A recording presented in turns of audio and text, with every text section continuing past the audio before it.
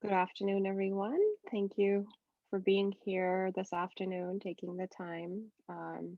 This is a very important topic we're going to be discussing today, and with us is Rita Shable. Rita is a licensed mental health therapist who works with clients dealing with trauma, stress, anxiety, and career concerns, and a lot more. Rita works with her clients to create what we call a safe space to heal in and flourish. She uses a variety of therapeutic techniques, ranging from, I'm going to read this, from solution focused therapy to cognitive behavior therapy. She's also a trained mindfulness coach. And there's a lot more, as I said. So, Rita will talk about the effect of domestic violence on the mental health of not just the victims, but the family, the environment, and the trauma it causes primarily within the context of South Asian culture. Um, so without wasting much time, we're going to hand it over to Rita. Rita, several months ago, was a guest speaker with us, and it's only by popular demand. People loved hearing her. People wanted us to bring her back. So um, welcome back, Rita. So I'll hand it over to you at this point. Thank you for being here. Thank you, Seema. And I just want to first of all say thank you to Kiran for doing this very essential work. And thank you for allowing me to speak about it. I have worked in the mental health trauma field for about 8 to 9 years. And I have found that where when as far as trauma is concerned, it's not isolated to one person. The entire family feels it. And in this particular session, I wanted to focus on the effect it has on children because they are often the unseen victims of domestic violence. With that, if you have any questions, I think Aparna said just hold it till the end and you can ask me then. I can stay afterwards also and you can ask me questions. With that, I'll go ahead and start the presentation.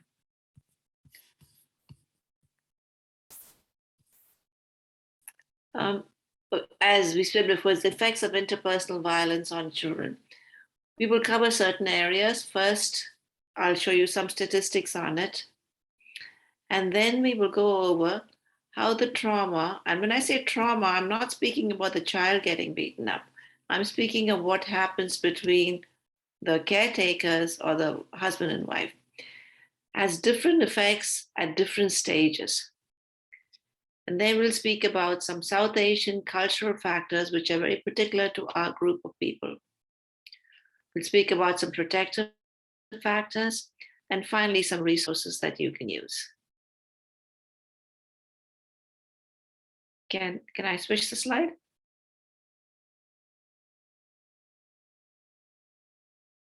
Okay, so sometimes parents notice that their child who, say, in grade 1, grade 2, grade 3 has been behaving perfectly normally is all of a sudden showing unusual and not desirable behaviors.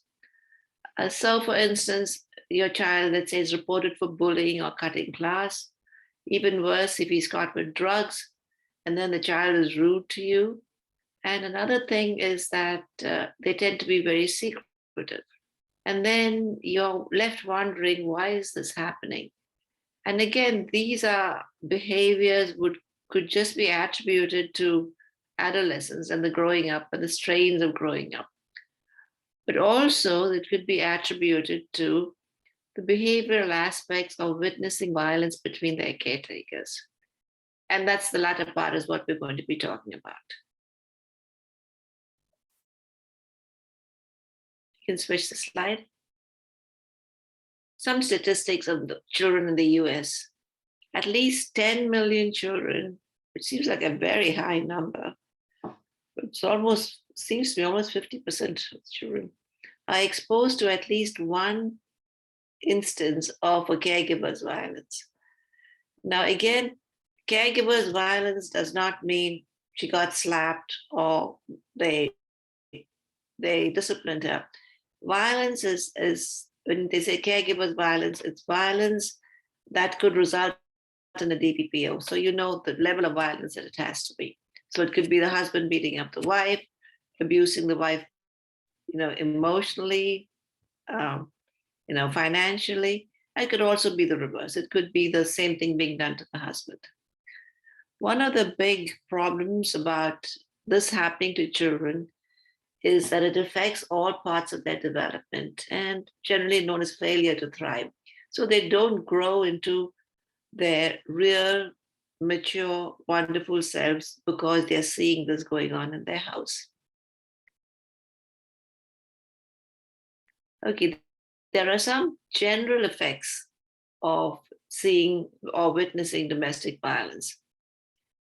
These include anxiety and depression, emotional distress, eating and sleeping disorders, physical symptoms such as headaches and stomach aches, difficulty managing stress, low self esteem, self harm, aggression towards peers. This is more common for boys than for girls.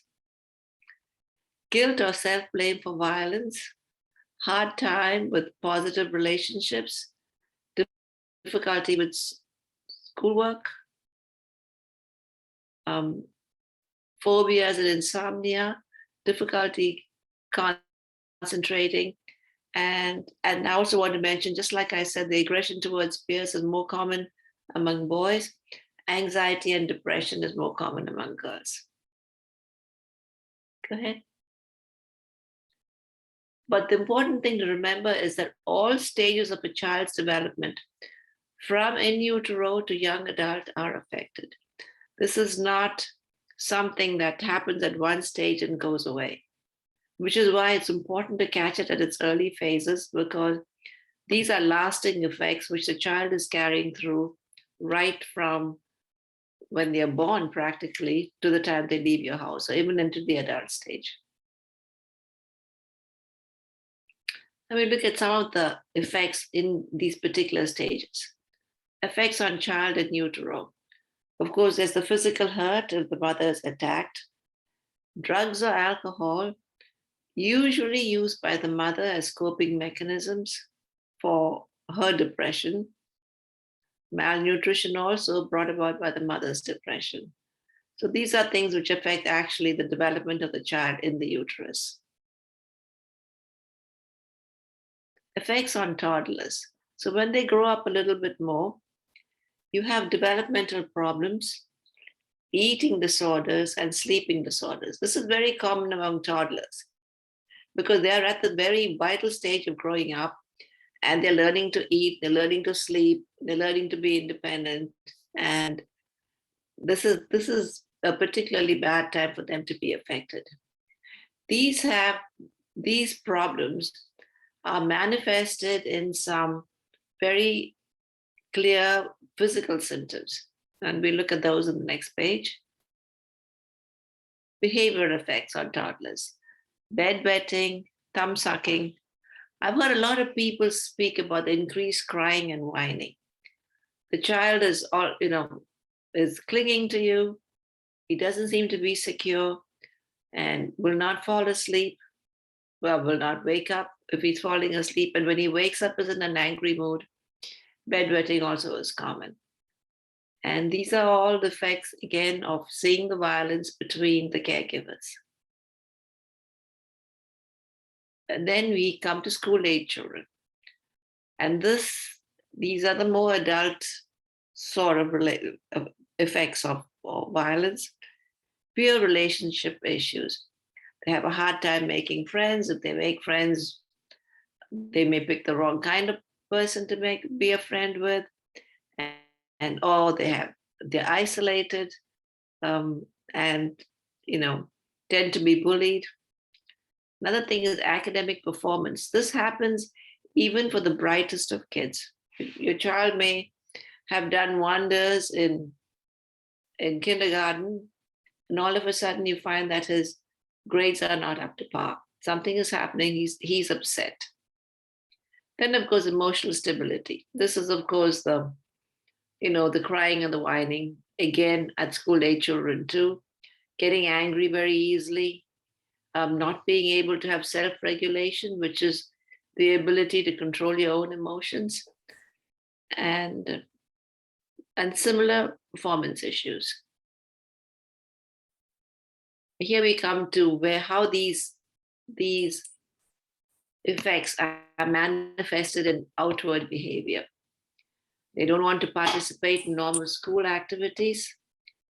They have fewer friends or no friends at all, or they've lose their friends.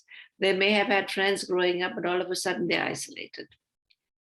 Very common is headaches and stomach aches. This is probably the number one factor, and it's often related to, I don't want to go to school because I have a headache and I have a stomach ache, and they're not making it up. This really does happen. And of course, as we spoke about before, grades below their capability. It's almost like the child is distracted, so he can't focus, or he doesn't care. So it could be like, I don't care what grade I get, or it could be that he's trying, but he can't focus. Then we come to teenagers. Teenagers by themselves have enough issues going on. So when you add the domestic violence into the mix, it becomes much worse. So here, as you see, you have a higher risk of substance abuse. And this is where people get into drugs. And it could be all kinds of drugs, could get into drinking and not being able to control, or even wanting to control their association with drugs. They're also more likely to be a victim of teen dating violence. This is when teenagers are perpetrating violence on each other when they go out with each other. They're also more likely to perpetrate TDV. So they can either be bullied or they can be the bully. And this is and as you can see, the behaviors are getting a little bit more serious. Now you're speaking about substance abuse and actual violence being perpetrated, and this could include rape. So you really have to watch out for teenagers. Go ahead. Okay, behavioral indication. These are again the outward manifestations of the effects. Fighting with the family, skipping school, engaging in risky behavior, sex and drugs, trouble with the law. Boys are more likely to bully, girls more likely to experience depression.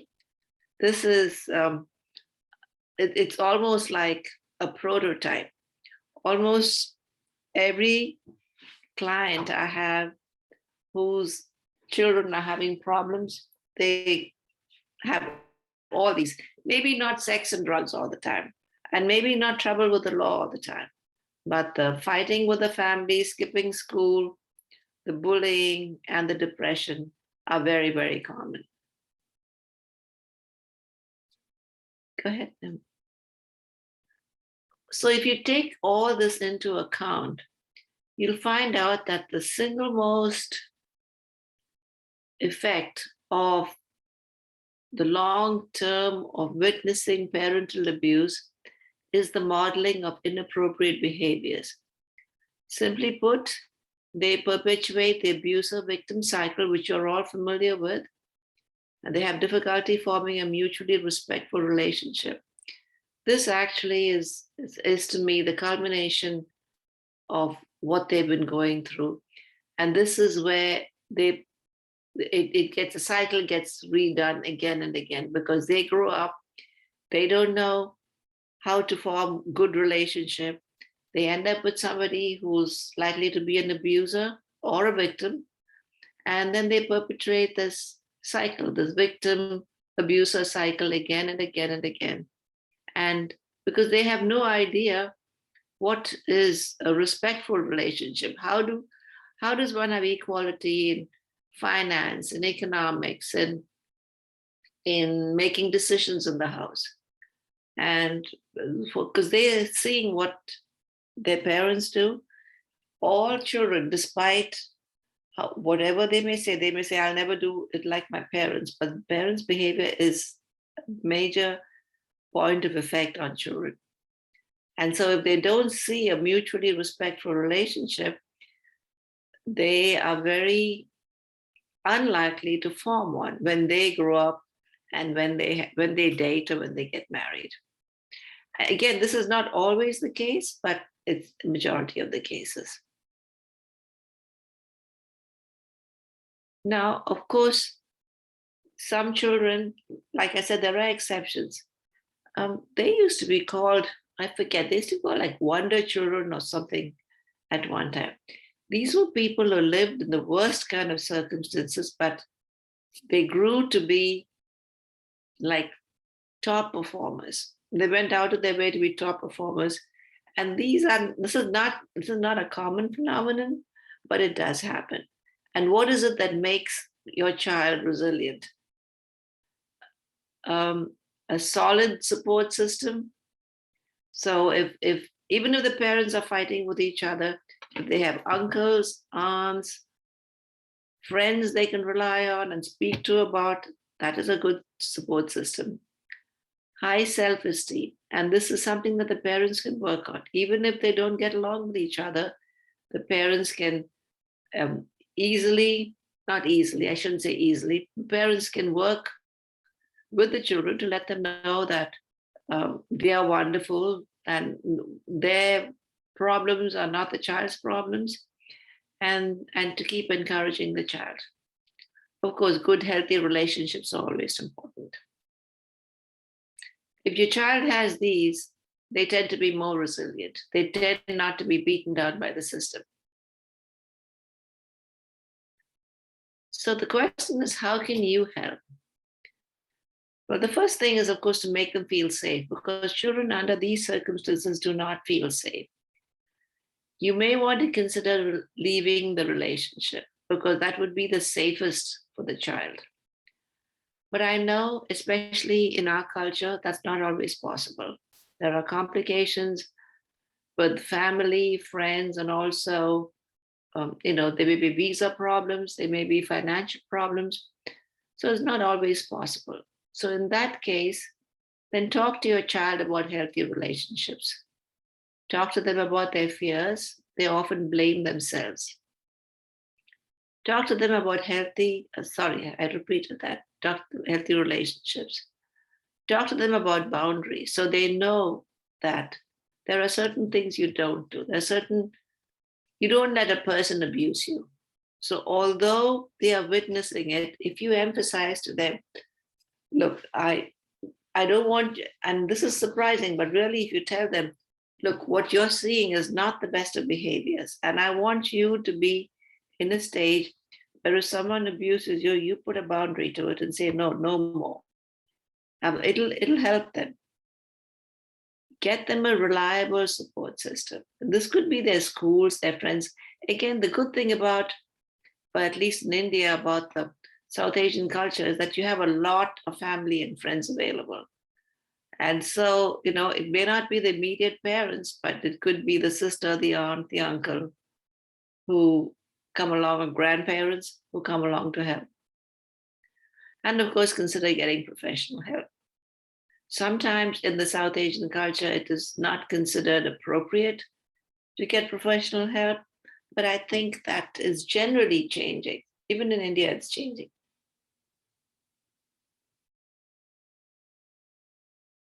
Okay, why is this a particular problem for the South Asian community? Well, as you know, patriarchy is the norm. Most of us come from patriarchal families where when we grew up, the father was venerated and the mother was respected, but in a lot of families, the father had the same. And in line with that, it tends to be male dominated. So again, it is almost natural for the male to have his say. This is changing. This is not the modern generation, but this is what people have grown up with, and this is what they have been used to. Divorce or separation is considered shameful or a failure. This is universally felt among the Indian community, and and they have to realize that it is not a failure on their parts. If somebody is abusing you, getting out of that relationship makes you a success. It doesn't make you a failure. Then, of course, we have the thing about the family name having to be preserved. People live in all kinds of circumstances for preserving the family name.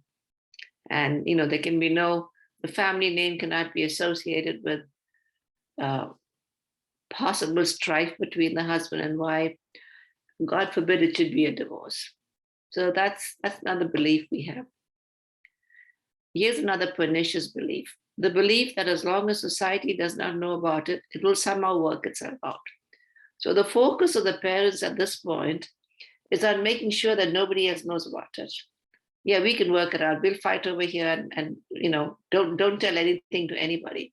This is particularly harmful because you're taking off the possible support structure that could come along with telling others about it. Then, of course, like most parents, we think it's best for the children. It's best for the children if the father and mother stay together and not fight. And we have this idea that of the nuclear family, and it's best for the children, and you're going to be destroying their lives with the divorce. So similarly, the family has to be preserved for the sake of the children. I have found this among some people, and I had not even thought about it before. In a divorce, the man will poison everyone's mind against her. I've had several clients mention this to me. So they are afraid that once a divorce happens, the father will go out and influence her society by telling everyone she's a bad person. Then, of course, the common myth, I think, in a divorce, the children will never forgive the parent who separated the child from the caregiver. So these are this is why it's hard for the South Asian community to come out, make it in the open, and say, this is not something we accept. These are things that we need to draw boundaries around, and we are not going to accept it anymore. I am speaking primarily of women, but it applies to men too. And like I said, we have these fears. Oh, the family has to be preserved. Children are going to hate us if we have a divorce. But here are some other facts which are actually becoming more and more relevant. Children in homes where neither gender rules are emotionally healthier. So if you have a combination of a mother and a father who respect each other and respect each other's roles, and at the same time are willing to make decisions together, they find the children in those homes are particularly healthier. And of course, you're in the US right now, and women are getting more and more executive jobs. So it's not as if the patriarchal model is being followed everywhere. And this, I've had children do it to me personally, often express the wish that their parents had divorced sooner. Numerous children who have said, my God, we'd have had so much peace if they separated sooner. Even in India, where in the cities, of course, divorce is getting accepted. It is not fully accepted, and everybody tries not to do it, but it's certainly getting more accepted. And unfortunately, children are the hidden victims of parental violence, especially hidden parental violence. Parental violence out in the open, you may have aunts and uncles flocking to help, but if it's kept silent because of shame or guilt, then they are the hidden victims of it. Studies have shown that it is healthier for the parents to separate than live in discord. And this is not only studies, but personal experience from clients have shown this. And here's another thing which you have to be careful about. We have the hotline, the domestic violence hotline, and we also call the police when something happens. We encourage people to call the police when something happens. Often the abuser, and the abuser can be the man or the woman, realizes that their behavior is going to merit a call to 911, and they call first. And unfortunately, the police, as much as they are trained, tend to take the word of the person who calls first. I can't figure that out. I mean, I've seen cases where evidence was so much in the other direction, but the person who called first got the first call. I mean, got the benefit of the doubt. And here's another tricky one. I ran into this just last week.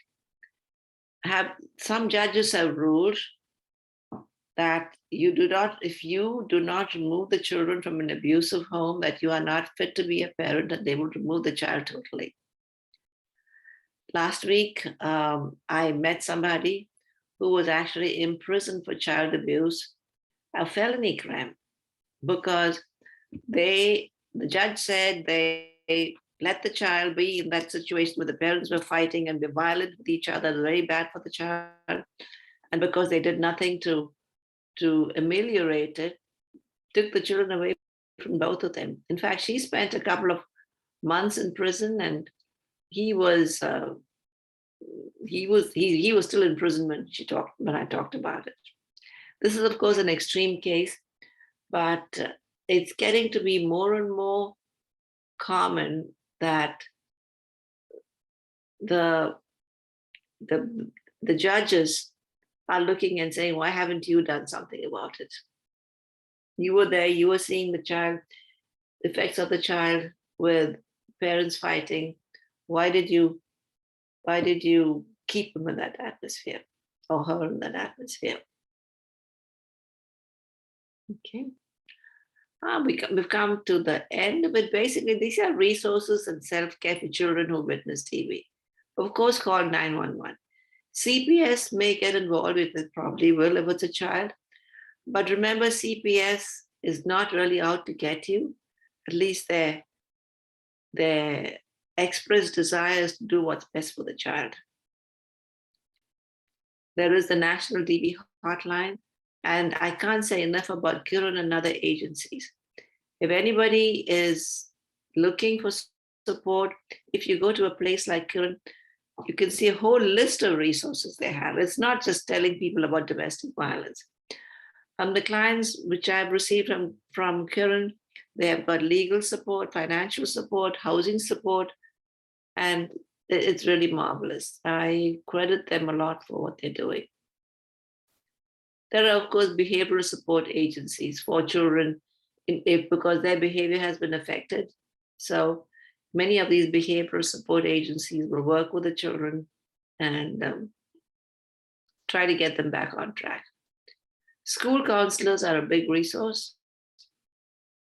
So is this particular site. There are plenty of sites. I just pulled up this site because it seemed to have a lot of information in a very succinct way. It's very clearly put, and it was very informative. It's called the Child Welfare Information Gateway site.